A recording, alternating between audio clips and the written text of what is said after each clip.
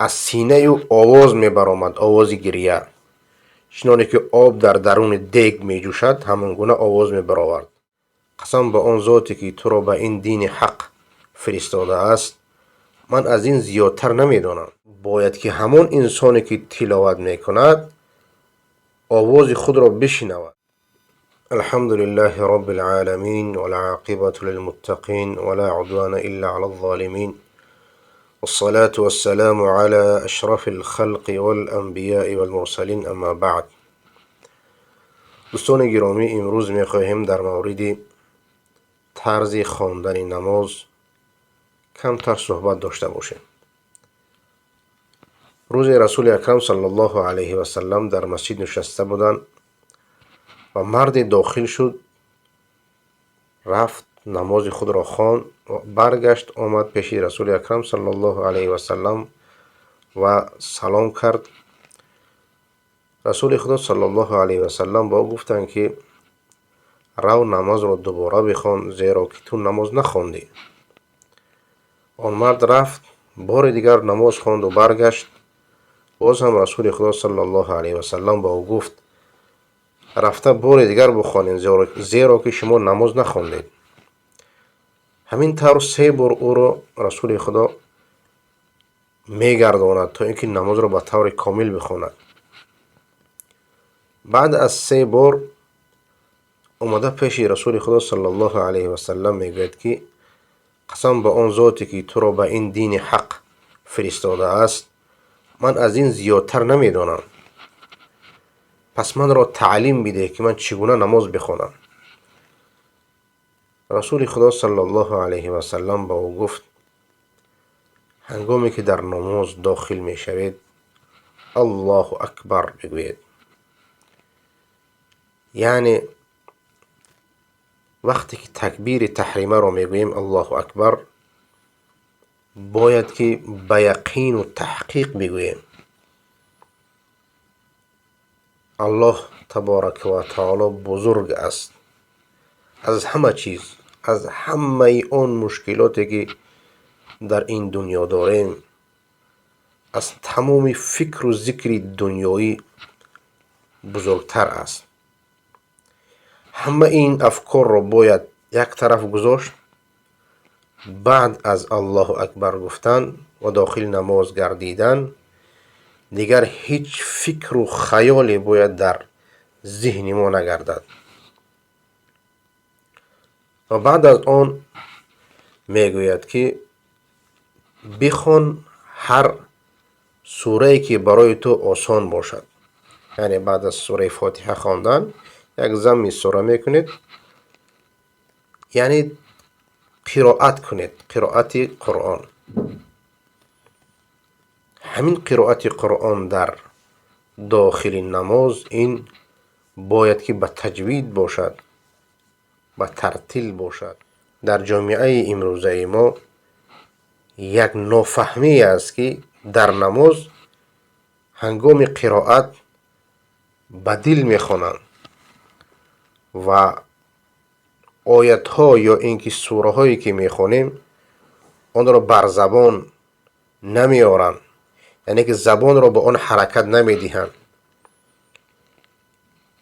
در حالی که خواندن سوره این طور نیست. باید که زبان حرکت کند و باید که همان انسانی که تلاوت میکند آواز خود را بشنود.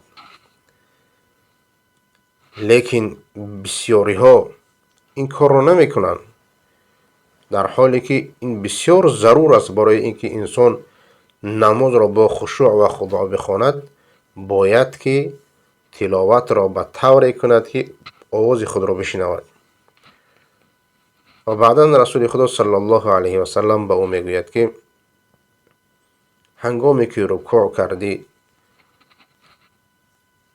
همان طور رکوع باید بکنید که آرامانه، تا اینکه مطمئن باشید در رکوع. و هنگامی که از رکوع میخیزید همین طور باز هم مطمئن باشید، یعنی که به طور کامل قیام بکنید، معتدل گردید بعد از آن به سجده بروید. یعنی که بسیار زود نخوانید.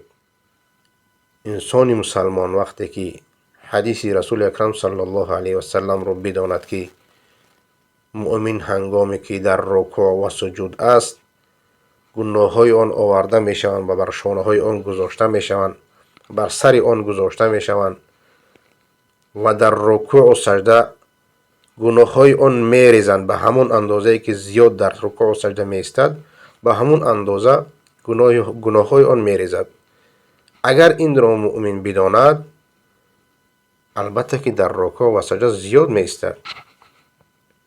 اگر از این چیزها که بیخبر باشد، پس به او پروا ندارد. همون چیزی که به اون عادت کرده است فقط از ساقط کردن از سر خود رفته و می آید. و بعدا به اون می گوید که بعد از سجده که خیستید باید که به طور مطمئن و آرامانه بشینید و همین طور همه نماز خود را به همین شکل باید بخونید. این یک درسی بود از رسول خدا صلی الله علیه و سلم برای این مرد تا که طرز خواندن این نماز را به طور کامل یاد بگیرد. ولی متاسفانه بسیاری از مردم و بسیاری از مسلمان های امروزه نماز را اینگونه نمیخوانند. نماز به خاطر از گردن ساقط کردن یا اینکه به خاطر که زودتر از همین یک مشکلی خلاص شویم گفته همین گونه نماز میخوانند. ولی الله سبحانه و تعالی به خواندن نماز ما و تو ضرورت ندارد. این چیزی که ما میخوانیم به خاطر خودمون میخوانیم.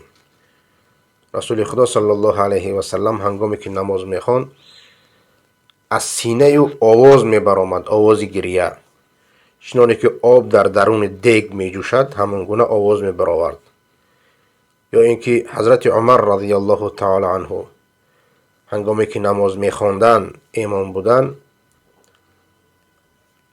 آواز تلاوت آن کم شنیده میشنید، پس شنیده میشنید، زیرا گریه میکرد، گریه آن بیشتر بود. حضرت علی رضی الله تعالی عنه هنگامی که پیش از اینکه در نماز داخل میگردید رنگ روی آن زرد میگردید و او میگفتند که ای حضرت چرا اینقدر رنگ روی شما زرد میگردد؟ او میگفت آیا نمیدونید که من پیش کی میستم؟ یعنی عظمتی ایستادن روپروی الله سبحانه و تعالی و با او عبادت کردن را میدونست، ولی امروز ما اون را درک نمیکنیم. و همچنین الله سبحانه و تعالی میفرماید ان الصلاة تنهى عن الفحشاء والمنکر. به درستی نماز انسان را از کارهای فحشا و منکر نگاه می‌دارد. این کدام نماز است که انسان را از فحشا و منکر نگاه می‌دارد؟ این همون نمازی است که با خشوع خوانده شود. نمازی که رسول اکرم صلی الله علیه و سلم می‌خواند و در آن بچنان می ایستاد که گویا که الله سبحانه و تعالی را می بینید.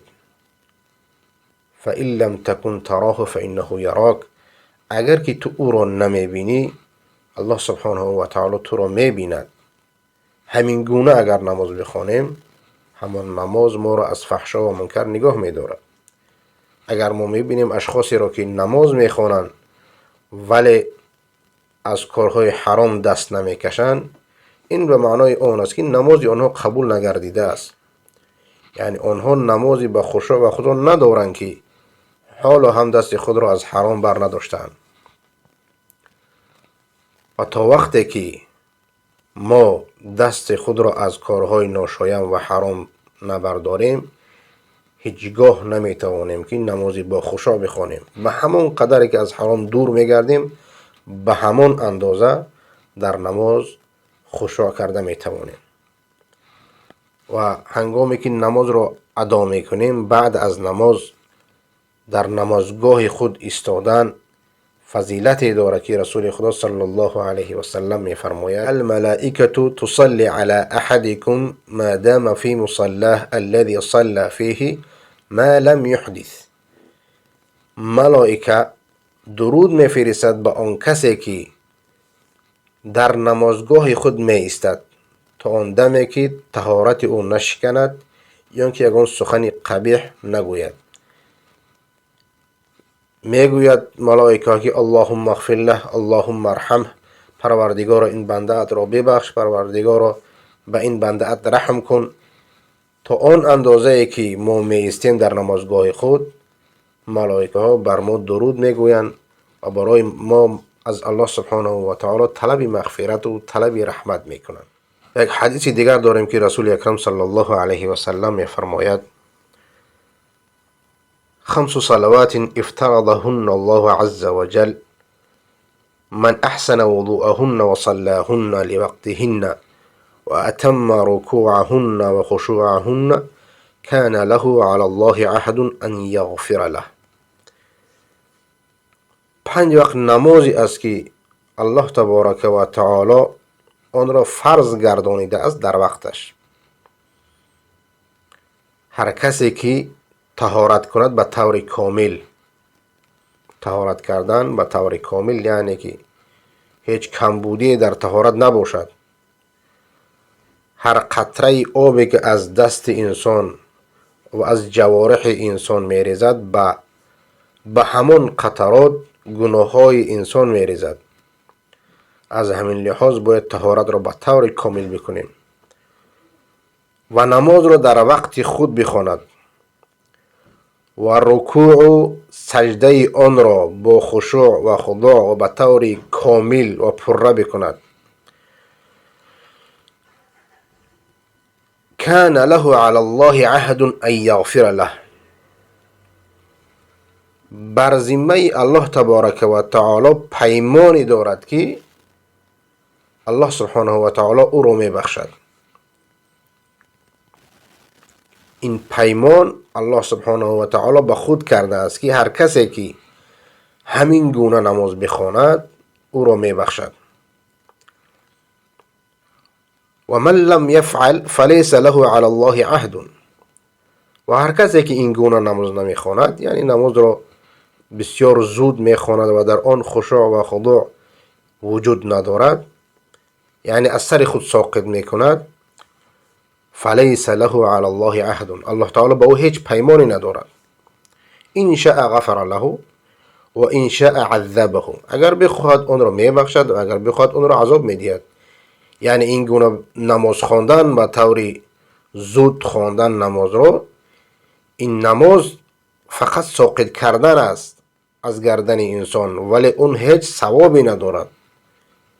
هنگامی که در نماز داخل میشوید و فکر شما در کار و در مشکلات زندگی خود است، در حالی که در نزد پادشاه عالمیان قرار دارید